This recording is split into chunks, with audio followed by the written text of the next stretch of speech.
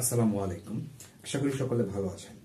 আমাদেরকে যদি একটা প্রশ্ন করা হয় যে বলেন তো যে পানির অপর নাম কি, তাহলে কিন্তু আমরা ম্যাক্সিমাম এটা উইদাউট মানে এনি থিঙ্কিং, কোনো চিন্তা ভাবনা ছাড়াই বলে দেবো যে পানির অপর নাম জীবন।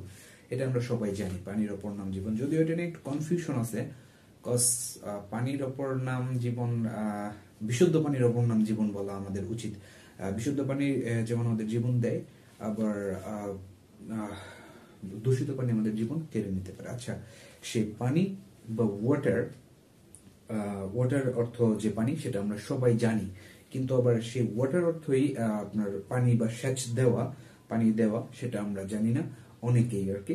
তো আজকে সেটা আমরা একটু উদাহরণের মাধ্যমে শিখতে চেষ্টা করব। চলেন।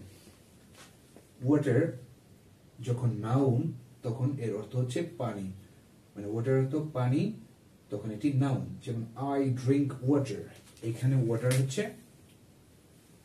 নাউন। আবার পরের ওয়ার্ডটা যদি আমরা দেখি, ওয়াটার ভার্ব, পানি দেওয়া, সেচ দেওয়া।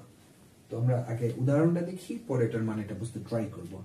I water my garden regularly, তার মানে হচ্ছে আমি আমার বাগানে, এখানে ওয়াটার নাউন, মানে আমি পানি পান করতে চাচ্ছি, আই ড্রিঙ্ক ওয়াটার, এটা ওয়াটার হচ্ছে নাউন। এইখানে ওয়াটার ভার্ব, কজ হচ্ছে এই ওয়াটার আমি আমার বাগানে বা আমার ফুলের বাগান বা সবজি বাগান, ভেজিটেবল বাগান, এনিথিং মেবি, সেটাতে আমি রেগুলার সেচ দেই, পানি দেই।